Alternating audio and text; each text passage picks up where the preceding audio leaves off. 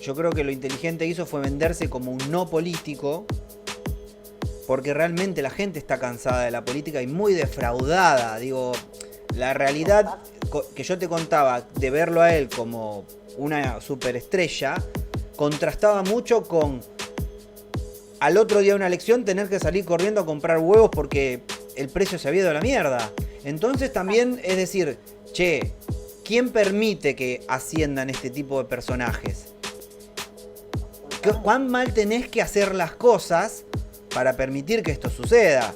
Porque después si del otro lado no hay ningún mea culpa, es como decir, es tremendo, ¿viste? Como...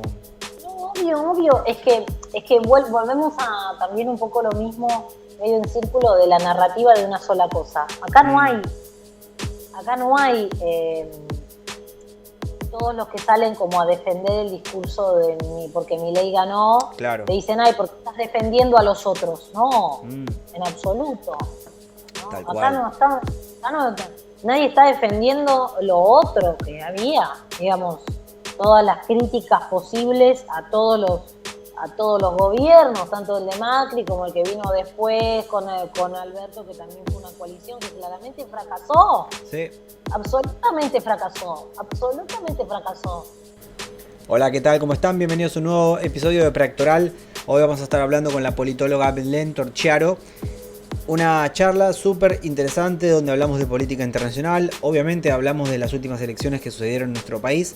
Así que te invito a quedarte porque vas a encontrar muy buena data y muchas cosas que te puedo asegurar que no lograbas entender, y Belén te va a ayudar a hacerte entender de cómo funcionan algunas cosas en la política. Bueno, espero que la disfruten y suscríbanse al canal. Chau, chau. ¿Cómo te gustaría que te presente?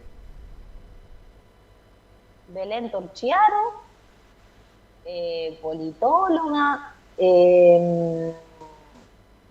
feminista, activista antirracista en primer lugar, porque creo que el antirracismo es lo que agrupa todas las cosas que hago. Claro. Y bueno, eso, musulmana también si querés, para agregarle más exotismo a la cuestión. Todos los Claro. medios en Argentina les encanta agregarle la condición, agregarle la condición de la categoría islámica, que suena como, Claro, claro, sí, sí, sí. Qué bien. tenemos que ver. ¿Y por qué elegiste ser politóloga?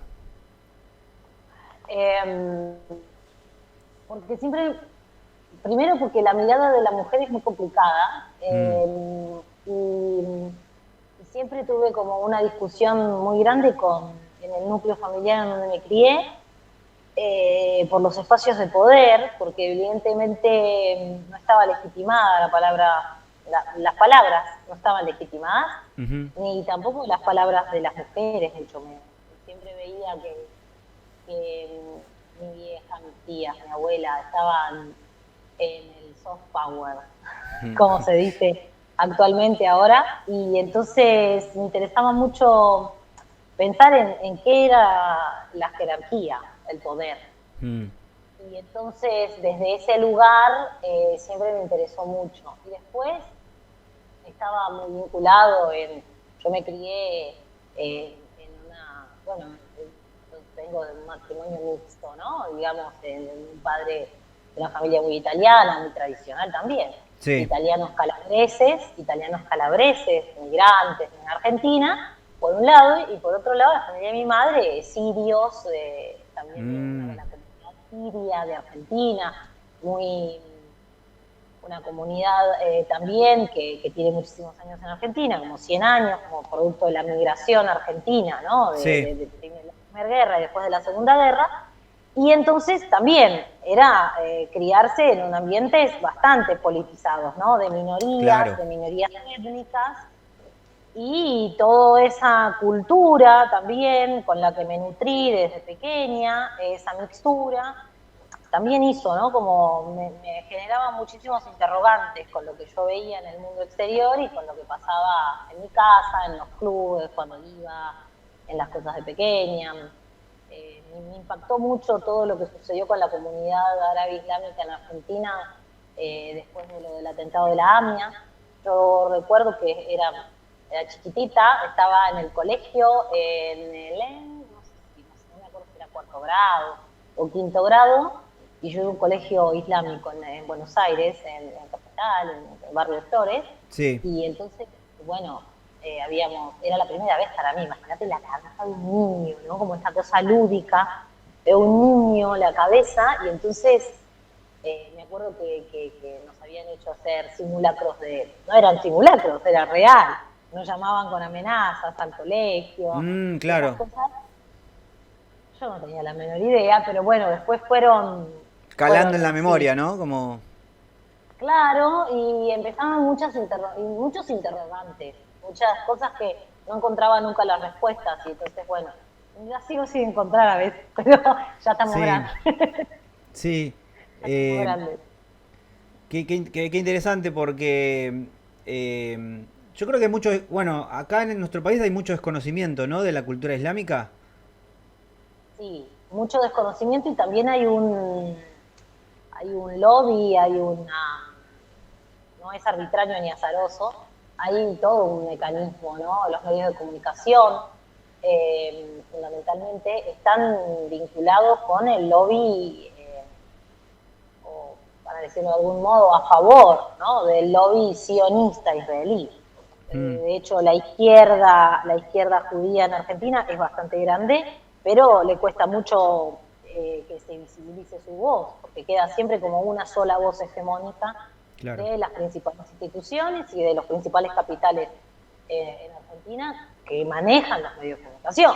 Bueno, ahora con mi ley ya lo podemos ver ampliamente abierto, esto que digo, pero digamos, no es nuevo, esto no es nuevo, son capitales financieros que manejan en Argentina, sobre todo, es muy grande, y entonces cuando ves los medios de comunicación, que es con lo que se informa la gente cotidiana, Claro. medianamente, la información que llega siempre está muy mediada por esta mirada, en la academia se dice, viste, la mirada orientalista, que es como una mirada de ese otro salvaje, bárbaro, retrógrado, atrasado, Claro. está siempre crucificado, ese otro salvaje, ¿no? Al que siempre está alejado de la civilización. Es lo mismo por eso yo me dediqué también un poco a los estudios postcoloniales, y entonces cuando vos estudiás desde la mirada postcolonial y decolonial las cosas, ves todas las cuestiones que hay en común entre las naciones, los pueblos árabes, con todo lo que se hizo, tanto con África, con Medio Oriente, lo mismo se hizo, la misma narrativa con los pueblos originarios de América Latina. Entonces, es la misma narrativa, esa otredad salvaje que tiene otra cultura, que tienen otros modos de entender la fe, otros modos de entender, ¿no? Alejarnos, ¿no? Alejarnos siempre en el Qué, discurso de esos otros. qué loco, mientras lo decís me sale el famoso civilización o barbarie. Claro, es que es eso lo que Mm, hicieron. Con todo lo que no es lo hegemónico, con todo lo que no es lo normativo, ¿no? El aparato en que se construyó nuestro Estado, la República Argentina, un aparato absolutamente, un aparato, bueno, el Estado burgués actual, nacionalista, colonizador, nos criamos con todo eso, con los niveles de blanquitud, ¿no? Mirando mm, hacia la Europa, esa Europa también nacionalista, conservadora, la construcción de la palabra familia, ¿no? Todos esos constructos hicieron de nosotros lo que, bueno, y lo que invisibiliza todo el resto. ¿Qué hay después de eso? Supuestamente no hay nada. Es siempre esa pregunta. ¿Qué hay después de todo esa construcción? ¿No? La heteronorma, la familia, mamá, papá, hijo, hijita. Eso es lo que claro. hacía funcionar los estados burgueses. Y bueno, y todo eso, bueno, toda esa construcción para mí es algo que es la raíz de todos los problemas que por la modernidad tenemos, estamos acarreando todavía. Yo Sí, pienso eso por lo menos. recién perdón, porque mientras te escuchaba me venían un montón de cosas a la cabeza y decías eh, cómo llegaste a ser politóloga, por qué estas cosas que fueron diciendo Mella en tu historia, que contabas, y ahora contás, decís todo esto de la raíz y demás, y entonces uno se pone a pensar, ¿qué tendría que cambiar para que algo de esto empiece a cambiar? Es muy fuerte, es muy grande la pregunta, ¿no? Capaz, pero ¿por dónde habría que empezar, vos crees? Yo creo que habría que empezar por desnaturalizar que hay siempre una sola verdad. Claro. Cuando la narrativa, mira, a mí me pasa cuando que me dedico más a mirar e investigar y pongo el foco más en, ¿no? en Medio Oriente, digamos. Sí. Todo cuando analizás en profundidad, como si fuese que analizamos, pensando en teatro, como si fuese cuando analizamos un guión, ¿no? Sí. Como cuando analizamos, te pones a pensar en detenimiento, cuando hay cualquier noticia sobre algo en Medio Oriente, se dice, no se presupone nada, es un hecho. Mm, Todo es un hecho. Es un hecho, por ejemplo, que hay rehenes israelíes y es un hecho, por ejemplo, que los palestinos son prisioneros. Y mm, entonces yo me pregunto, los que liberaron ahora de las cárceles israelíes son niños. Hay más de 119 niños. Israel es el único país en el mundo que se llama la democracia de Medio Oriente, que puede detener a niños, menores de 18 años, menores inclusive de 15 años, menores de 9 años, de 4 años, están en cárceles. Entonces, bien, es un ejemplo que estoy poniendo, es trágico porque es horrible, pero digamos, todo se da por sentado. No hay espacio para el pensamiento crítico. claro. Y además estamos en la famosa cultura de la cancelación. Cualquier cosa. Hoy en día, opinar es un deporte de riesgo. Sí. Porque es como Mafalda. ¿Qué deporte de riesgo practicás? Doy mi opinión. Entonces, es como es como un deporte de riesgo dar una opinión del libre pensamiento. Y eso es muy difícil. Y es muy difícil también sostenerte así. Yo conozco un montón de personas, de colegas o gente que trabaja en esto o se dedica a su profesión, que es muy difícil y sabemos también cómo nos manejan los capitales y los medios, porque necesitamos algo para subsistir, ¿no? Que Claro. eso también es muy difícil en pensarse, ¿no? Es muy difícil pensar cómo puedo sobrevivir, pero manteniendo mis ideas, ¿no? Que eso también es lo más difícil. Porque hoy en día lo que nos quieren comprar son las ideas todo el tiempo, quieren que repitamos cosas que se escuchan, que no podamos pensar de un modo un poco más independiente. Mm, Entonces, eso es lo más difícil. No quiero ser demasiado Foucaultiana, pero el aparato es disciplinatorio. sí. Entonces, es un aparato que disciplina las ideas y eso no hay nada peor que pensar que nos están disciplinando las ideas, ¿no? Que los medios dicen y que no nos preguntamos nunca nada. Claro. Sí. Qué interesante. Me dejan muchas cosas pensando. Había un hilo para hablar de unas cosas, pero bueno, viste que salen cosas, son re No interesantes. importa, Sí, sí. sí, no importa, sí. Eh, Pero yo siempre pienso en eso, ¿sabes? Porque es cuando me pongo a ver, mira, ahora me pasa algo muy loco que me sorprende muchísimo. sí. Ya, con esto que no estoy, momentáneamente no estoy en Argentina, Sí. entonces estar en España y escuchar también y estar un poco con otro tipo de cultura, ¿no? Estar en el contacto con otra cultura y también con otros medios de comunicación y en el ver. Es increíble cómo en Argentina en serio hay un cerco mediático. O sea, digamos, los cercos mediáticos están en todos lados y también Mm, existen en otros países y esto es una realidad absolutamente. No es que acá están exentos de no tener su cerco mediático. Pero la cuestión,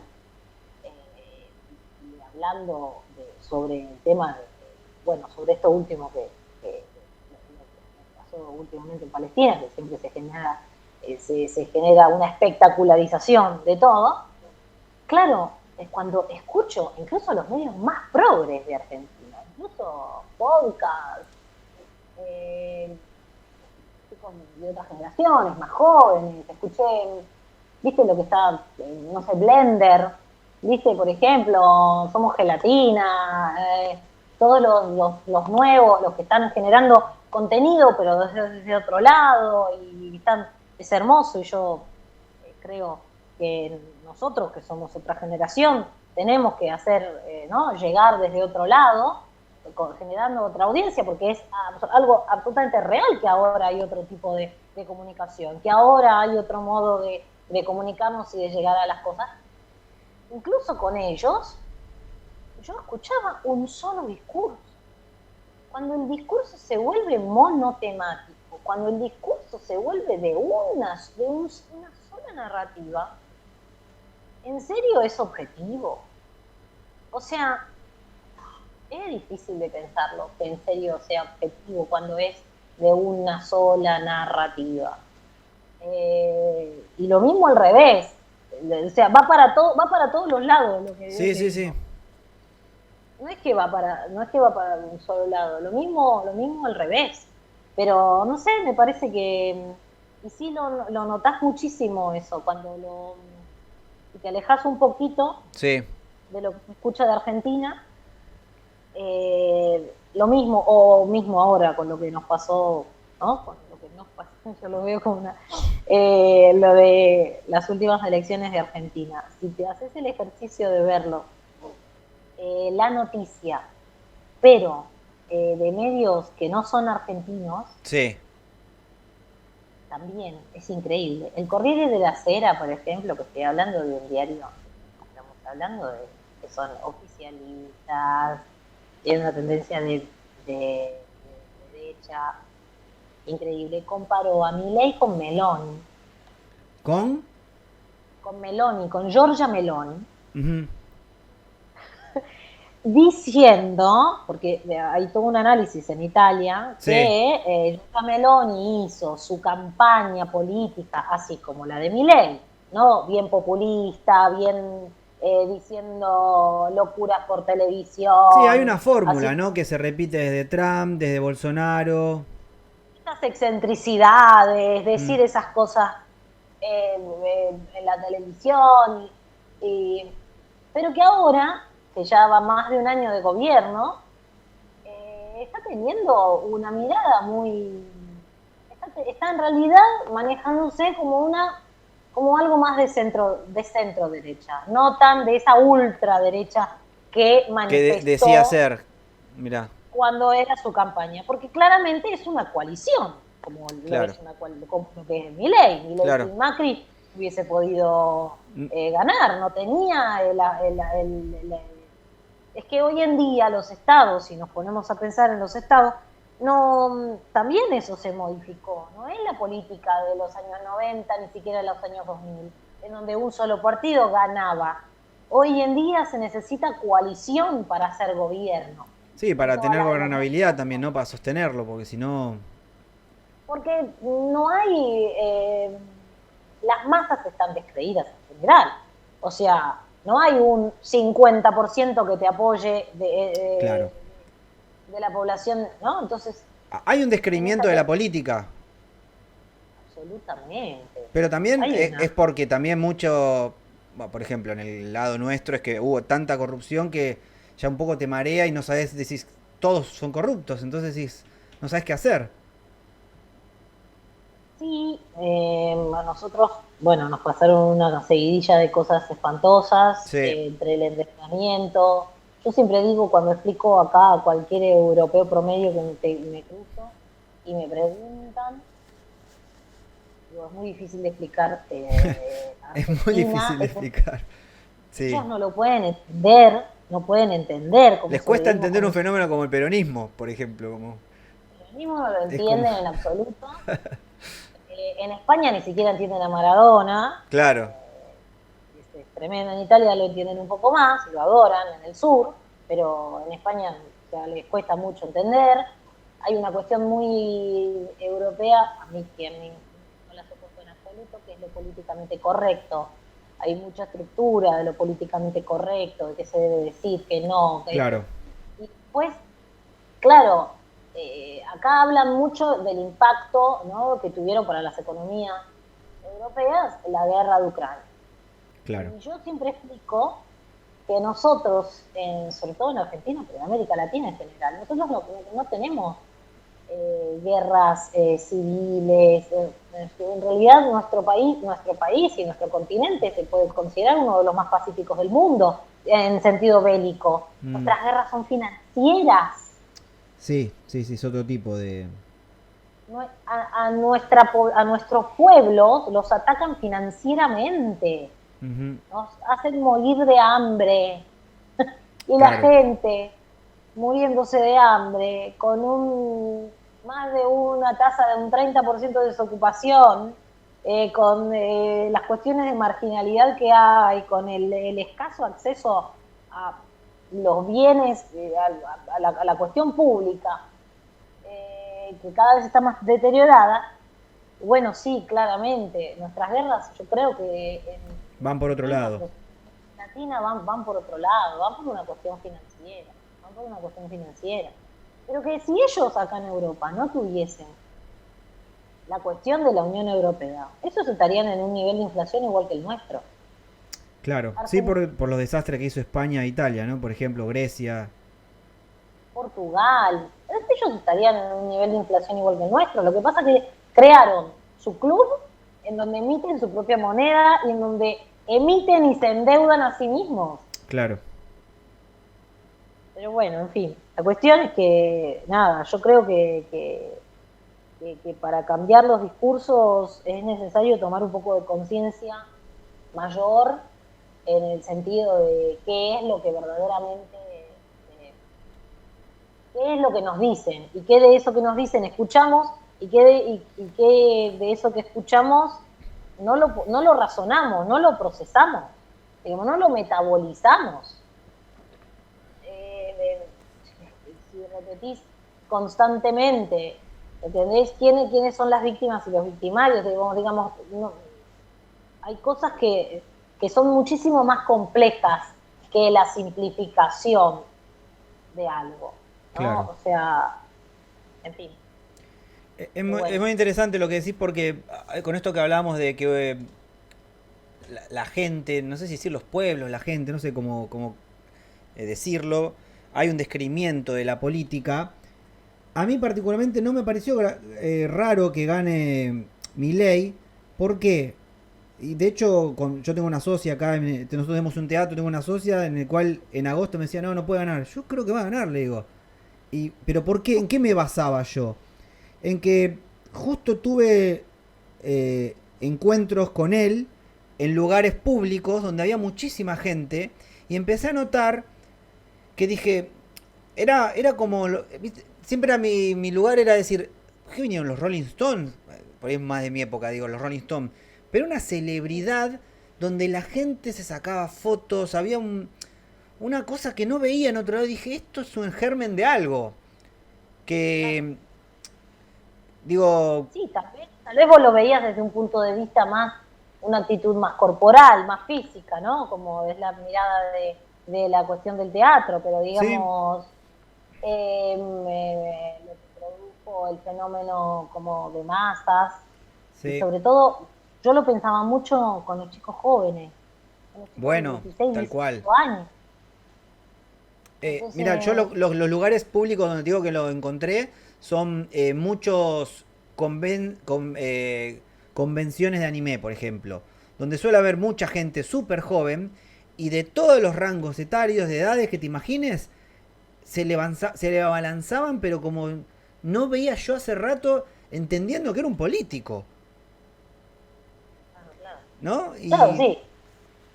Sí, claro, como que llegaba Luis Miguel. Exactamente, claro, pero era una cosa así, viste, que decís. Entonces uno empieza a ver, decir, quienes se sorprenden no están viendo una realidad que los estaba empezando a comer.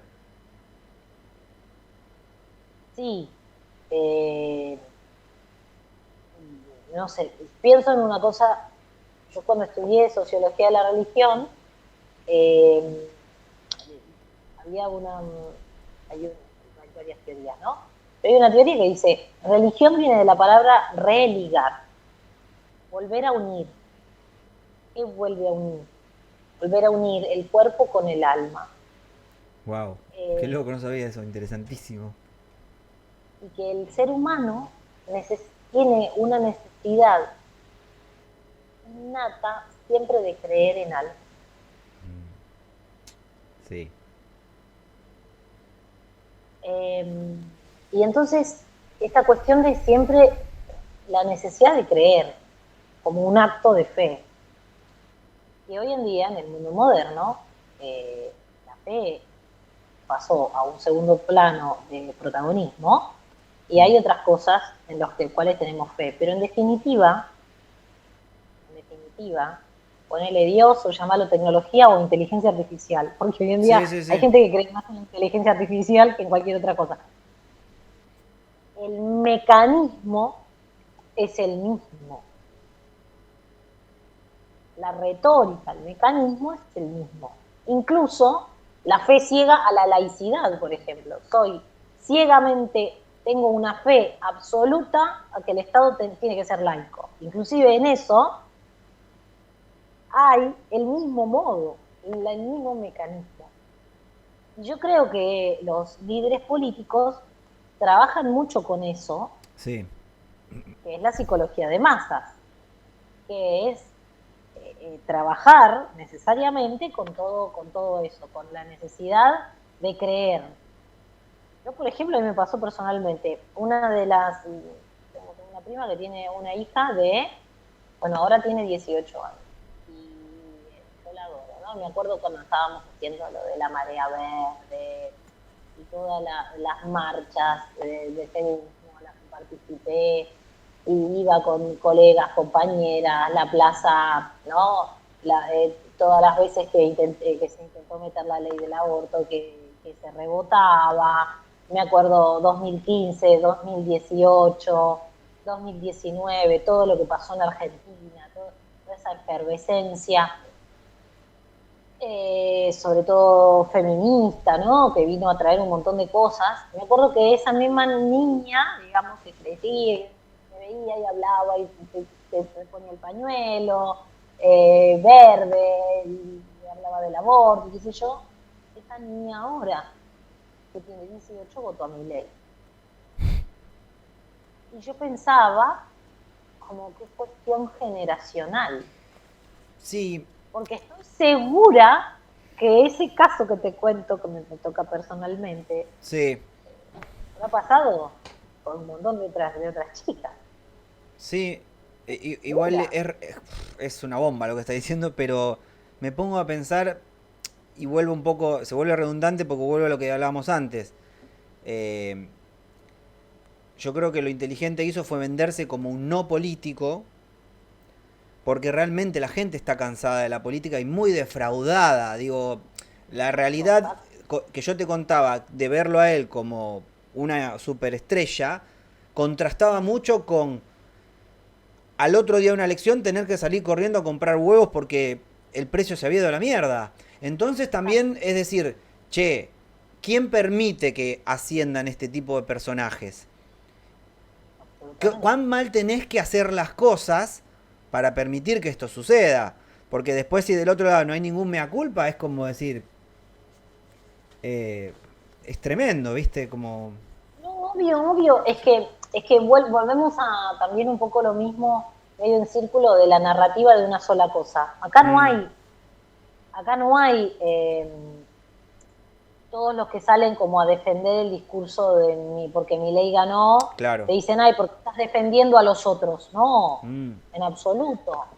¿No? tal Acá cual. no está, nadie está defendiendo lo otro que había, digamos, todas las críticas posibles a todos los gobiernos, tanto el de Macri como el que vino después con Alberto, que también fue una coalición que claramente fracasó, Sí.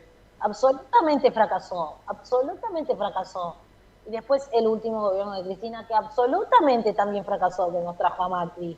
Digamos, es una continuidad, un eslabón, uno atrás de otro, de un fracaso político, Sí, de un sí, fracaso sí. político, de una fisura política en descreer absolutamente cuando los hechos de los hogares argentinos dicen otras cosas. O sea, Claro. absolutamente. Lo que pasa es que creo que esta ultraderecha que llegó al poder ahora, a mí personalmente me da mucho miedo.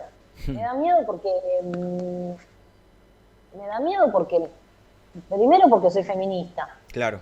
pero en segundo lugar, Simón de Beauvoir decía, ¿no? Esta cosa de nunca nos tenemos que quedar tranquilas, porque cualquier crisis económica, política, va a hacer que nuestros derechos se vean, los derechos Vulnerados. conquistados Mm. se puedan ver vulnerados en cualquier momento. Pero más allá de eso, también por amigos, por militantes, por muchísima gente. A ver, hubo un Sí. 45% de toda la Argentina que no lo votó. Claro, no, no, no. Es que, a ver, nadie, es muy interesante esto, ¿no? Nadie, no, nadie podría decir que el año que viene no va a ser un año violento. Ahí está. Es, El nivel es que de violencia, se sabe. No, no es que, no, nadie podría decir, no, el año que viene no va a ser un año violento. No, el año que viene va a ser un año violento. Y lo peor es que ya te lo vienen diciendo. claro, y entonces a mí me preocupa, vos sabés que el ejercicio también, este ejercicio de escuchar la campaña electoral, lo que se naturalizó Ujú. el discurso violento. Y que nadie se pregunte, yo me alarmaba así, decía, ay no, esto es la campaña electoral, a este nivel de discurso estamos llegando, a este nivel de Sí, violencia. sí. Juro que escuchar a veces es muy difícil. Yo creo que no debo ser la única persona que le pasa. No, no, tal cual. Escuchar los gritos, escuchar los insultos, escuchar, decís, este es el nivel de violencia al que llegó nuestra sociedad. Y bueno, un tipo enojado gritando por todos lados, ganó. Pero porque, ¿sabes? Que vuelvo ahí a lo mismo. Ahí es lo que hablabas antes. Uno empieza a ver los cuerpos y lo inteligente de eso fue que empatizó con charlas que vos podés tener en lugares privados. Donde viste que la política también divide. Acá medio también, supongo en varios lados. Se vuelve medio Boca River, super clásico, bla.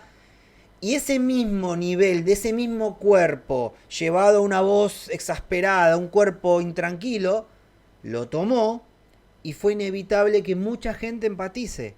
Digo, yo creo que el otro día había un canal de YouTube donde estaba fascinado con la no campaña, le decían, porque realmente casi no, encima pensá esto, versus lo que pasó con Massa, que invirtió muchísima plata, casi no invirtieron dinero. ¿Vos entendés lo loco y cómo te rompe los patrones de todo? Claro que rompe los patrones, porque tenían la base, inclusive haciéndolo con TikTok, con todo lo que hicieron con TikTok, tenían la base con todos los pibes, con todos los pibes de los barrios. Y por ejemplo, un análisis que yo escuchaba era el cierre de campaña de Massa en el Carlos Pellegrini. Capital Federal, Buenos Aires, un lugar, digamos, de Reingambe peronista. El Pellegrini es de Reingambe peronista, pero más allá de Reingambe peronista, más allá de eso, podríamos decir un lugar ilustrado, ¿no? Mm, No se fue a un barrio marginal. claro. De ahí seguramente lo sacaban cagando, para decirlo mal. Eso es lo Entonces, tremendo, digo, empezás a ver videos que se hicieron virales de un pibe bañándose con un calefón eléctrico y que también te destruyen porque cuando es verdad que uno dice, ojo con los derechos que se pueden vulnerabilizar, pero este pibe te decía, ¿qué derecho tengo yo? Y exactamente. te En destruye. el momento yo tengo un montón, yo hablé con un montón de personas de diferentes estratos socioculturales, socioeconómicos, etcétera, etcétera, Sí. etcétera. Cuando les hablaban la campaña, ¿no? De Massa y en general la campaña, del otro lado la campaña anti-Milei, para decirlo de alguna Claro, manera, claro. lo que decía era, vienen por tus derechos, te van a quitar. Y la respuesta de mucha gente es, ¿qué me van a quitar? ¿Qué tengo? Claro, tremendo. Es terrorífico llegar a ese punto. No hay nada peor para el ser humano que pensar que no tiene nada para perder. Claro, Cuando no tengo nada para perder, ya esto. todo da lo mismo. Después, después, a ver, y eso también hay que escucharlo, creo, ¿no? Y después también está toda otro simbolismo que es, yo no tengo nada, no quiero que todo se destruya. Claro, no, no, Y claro. bueno, y eso también, y así llegó el fascismo al poder. La necesidad el fascismo en muchos casos llegó votándose. Sí, O sea, llegó por voto popular. Porque el fascismo es un movimiento de masa. sí, sí, tal cual.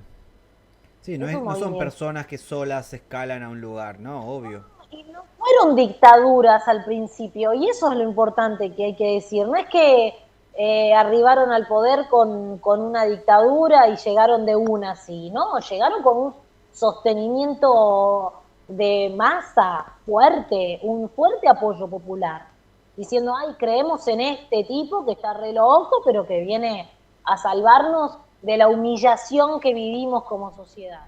Claro, Entonces, bueno, sí, hay un montón de cosas.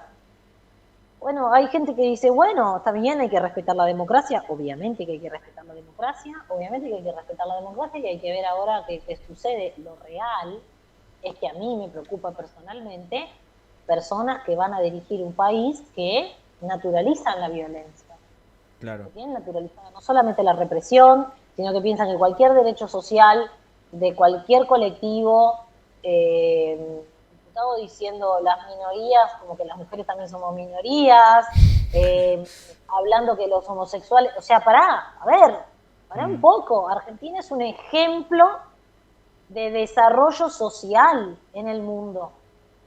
En serio lo digo, tuve la oportunidad de venir acá a estudiar y lo que yo veo es, eh, lo que yo veo todo el tiempo es lo avanzado que nosotros estamos a nivel de sociedad. El nivel, a ver, claramente que estamos hablando de niveles diferentes, ¿no? Pero cuando en el pensamiento, para nosotros hablar de cultura patriarcal no es algo que nos escandalice.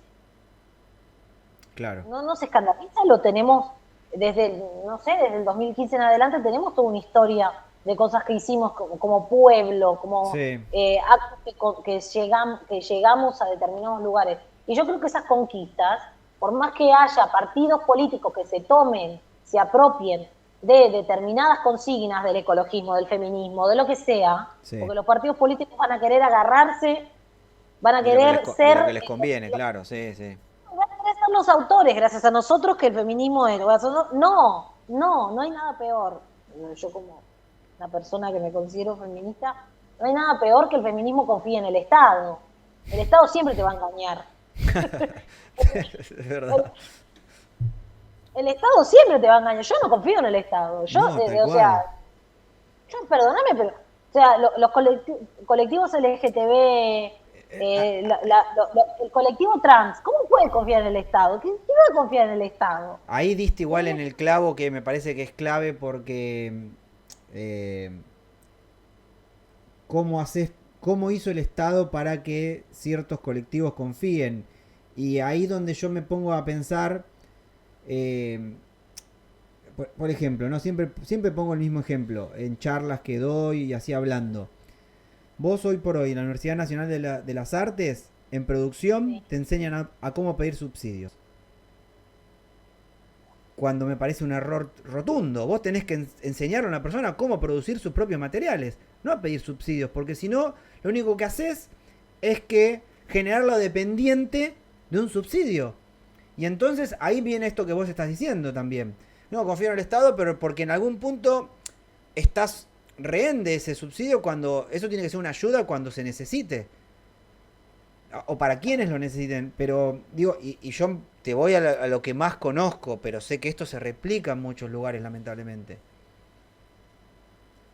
Sí, también es cierto que el Estado tiene que garantizar el desarrollo tanto de la cultura, de la educación, Sin etcétera, etcétera. dudas. Por lo menos es lo que la base de la República y del Estado que nosotros tenemos como Argentina, que el Estado nos tiene que garantizar.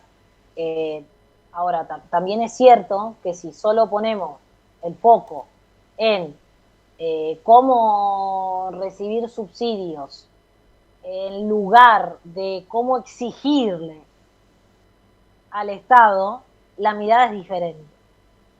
No, Porque sí, si vos pones una mirada de lucha y de resistencia y de exigencia con claro. un colectivo, en lugar de la mirada, bueno, nos vamos a acomodar con estos subsidios Tal y vamos cual. a ver cómo Sí. vamos a pedir.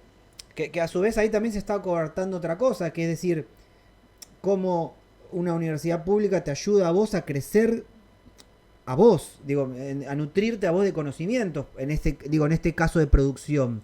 Porque lo más importante que le puede pasar, por ejemplo, a actores y actrices del teatro independiente es que ellos entiendan que van a ser súper autónomos porque nadie los va a ayudar. Entonces decir, che, ¿qué herramientas yo puedo aprender en producción para eso? Porque después te encontrás con un montón de actores y actrices que, por ejemplo, no saben vender lo que hacen. Y eso tendrían que poder haberlo aprendido en una facultad porque después no pueden crecer. Y para mí se vuelve tremendo eso. Pero bueno, creo que es muy amplio. Eh, sí, Claro, no, pero es muy interesante y eso pasa en todos lados, en todas las universidades. Yo creo que las universidades también, después de un cierto punto, te das cuenta también que son instituciones que también disciplinan y que son instituciones obvio. que también replican intereses y que de ahí tenemos que hacer algo. Y por eso vuelvo con el tema del espíritu crítico, con el tema del espíritu independiente, de verlo. Yo acá lo veía mucho tengo muchísimos amigos actores, muchísima gente amiga en el Yuna, bueno, antes Yuna, ahora Una, y mi hermano también es egresado de Luna, y digamos, acá también de contar, acá también hay toda una lucha por el tema de qué se financia con la cultura, qué financia el Estado con respecto a las obras que el Estado, por ejemplo,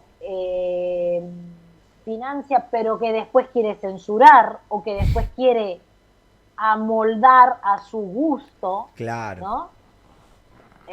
Y acá también viene, ¿qué pedís? En tanto y en cuanto, y Estas esto son un las poco también condiciones. esto es también un poco lo que hablaba cuando hablaba del caso de Israel-Palestina en los medios de comunicación o con colegas incluso. Si está financiado por medios de comunicación que manejan los capitales, que financian todo, ¿entendés? Las narrativas son unas Claro. y esas narrativas no pueden cambiar. Entonces estás en un corset obligado a tener que respirar dentro de eso y tener que decir y repetir determinadas cosas. Entonces, bueno, eh, yo creo que el arte tiene que ser un espacio revolucionario. El momento que el arte empezó a ser políticamente correcto, estamos, estamos Sí, mal, es un termómetro social, sí, un sí. termómetro social. Por eso, también permitir que el Estado se meta en todos los rincones, tal vez parezco, no sé, soy muy anárquica en ese sentido, en el pensamiento, pero es real. Mm, Cuanto más lo ves, decís, ¿en qué creo? ¿No? En este descreimiento social genuino que hay, es genuino. Yo entiendo a la gente que está descreída. O sea, eh, yo me dedico a las ideas y entonces a pensar, y entonces, claro, tengo fuertes convicciones y fuertes ideas, pero entiendo que si no te dedicas a pensar eso, si no te interesa y si tu vida continúa y pasa también por otros lados, todo lo que te ofrece el Estado es nulo, es vacío, es decepción. Todo lo que te ofrece es decepción. claro. Entonces, es entendible que una familia de bebés es entendible que piensen que todo es corrupción, que todo es nefasto. Entonces, es una realidad. Sí. Eh, Te quería preguntar porque había algo, vi unos videos que vos tenías que eran muy interesantes en tu perfil, que había uno que hablabas de sobre ser árabe y ser musulmán, que son cosas distintas. Eh, Sí. ¿Me lo podés ampliar? Porque estaba re bueno lo que habías puesto.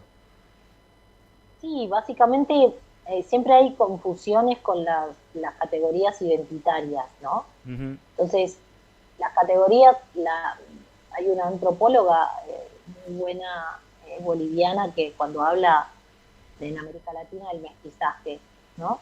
Porque, y habla de que nosotros, en realidad, la identidad es un conjunto de identidades yuxtapuestas. Digamos, no soy la misma persona identitariamente cuando soy hija que cuando soy alumna. Claro. Bueno, eso es un poco más filosófico, pero en el punto de vista de la identidad religiosa no es lo mismo que la identidad étnica y no es lo mismo que la identidad nacional y no es lo mismo que tu identidad fenotípica. Entonces hay personas chinas que nacieron en China que son musulmanes. Hay, no lo sé, hay personas africanas que son católicas. Entonces, el sentido de lo árabe, cuando se habla de lo árabe o de ser árabe, Mm, se refiere a un colectivo étnico. claro. El colectivo étnico es geográfico y es mucho más pequeño que el colectivo islam, que el mundo islámico. Cuando se habla de los países del mundo islámico, comprende incluso hasta Asia Central, eh, Indonesia, Malasia, son países enteramente musulmanes, que el Islam es la religión de Estado inclusive, y no son árabes étnicamente hablando. Entonces, el Islam es la tercera religión monoteísta en la escala de religiones abrahámicas. Las tres religiones es el judaísmo, el cristianismo y el Islam. El Islam es la última religión abrahámica y monoteísta que llega, ¿no? Entonces, el Islam como religión se ha propagado y ha hecho su expansión eh, más allá de la península árabe, a donde nace como original mensaje religioso, digamos. Entonces, cuando hablamos de una persona árabe o de descendencia árabe, hablamos o sea, justamente de su lugar de origen, ¿no? Que comprenden países como Líbano, Jordania, Siria, Irak, ¿no? Lo que estudiábamos en el colegio cuando éramos chiquitos de la medialuna fértil. Sí. Es esto. Luego está el ser musulmán. Hay personas musulmanes alrededor del mundo, en Estados Unidos, que hay una gran cantidad de un fenómeno muy grande que también se estudia mucho de personas que se convierten al Islam, que no son originariamente musulmanas cuando no nacen o no se crían en un hogar islámico y después por vicisitudes de la vida se convierten al Islam. Entonces, la diferencia, que para mí es fundamental, porque también es una diferencia de toda una campaña antirracista, que es la cuestión como cuando yo, en mi modo de narrar, en mi modo de describir a ese otro que es diferente a mí, lo empaqueto en todo una sola cosa. Lo mismo cuando se habla del mundo africano. Claro. Y todos los activistas antirracistas que hablan de eso dicen África no es un país, ¿no? Porque África no es un país. Tal África es un cual. conjunto de países. Es lo mismo sucede, ¿no? Entonces, cuando hablamos de lo que es la identidad de ser árabe y ser musulmán, muchas veces están unidas, o sea, muchas veces, o sea, la mayoría de los árabes se puede decir que son musulmanes, pero en el mundo árabe también hay muchísimo cristianismo. Hay personas cristianas y está todo el cristianismo ortodoxo también, y todo lo que es el cristianismo de Medio Oriente, que se llama así, y toda la cantidad de iglesias que hay en Medio Oriente. Digo cristianismo, y también hay catolicismo, pero dentro del cristianismo, que es muchísimo más amplio que el catolicismo, hay muchísimas personas, y también hay muchísimas personas ateas en el mundo árabe. Y también hay personas ateas en Irán, aunque sea la República Islámica de Irán. Entonces, Irán, justamente, por ejemplo, Irán no es un país árabe, es un país persa. Entonces, ellos no son árabes. El Islam colonizó por toda la historia. El Islam llega a Irán y el Shah ese momento se convierte al Islam y convierte a toda la antigua Persia al Islam. Pero digamos, cosificar, volver todo un solo núcleo, todo esto, son todo lo mismo, Claro.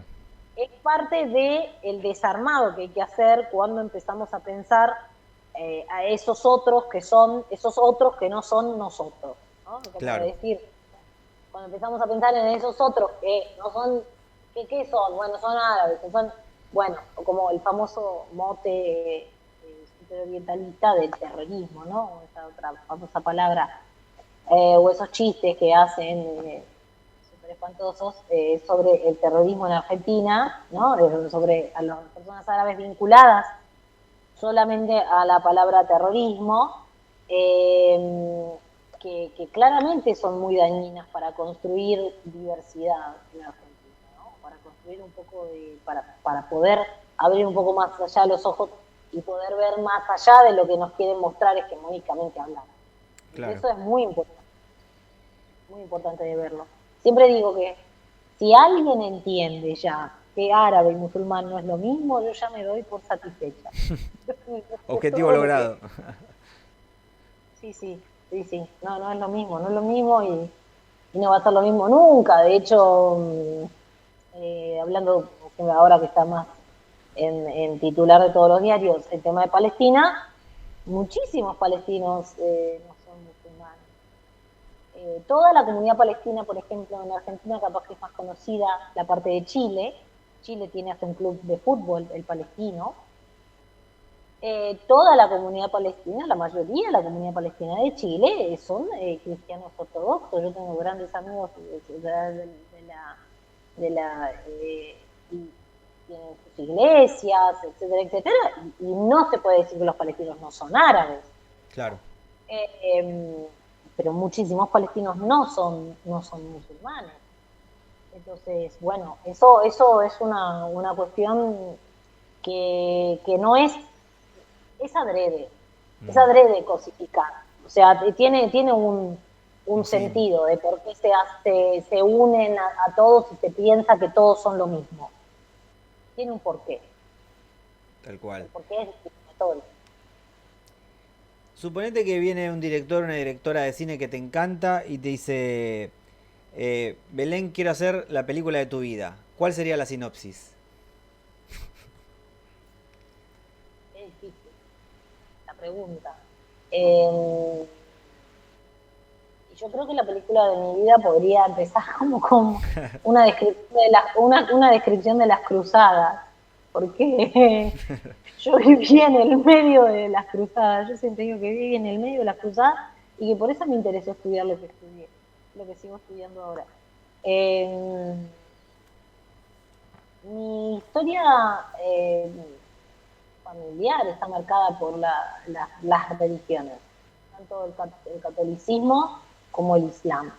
Y entonces, bueno, eso me nutrió de una manera positiva o negativamente, o por un lado o por el otro. Sí, así que yo haría una película o narraría un guión con un poco de las culturas de los dos lados, de Occidente y de Oriente, porque está un poco ahí, un poco va por ahí. Iría por ahí un poco. Me parece como el salto de cruzar. Para mí las fronteras son absolutamente porosas.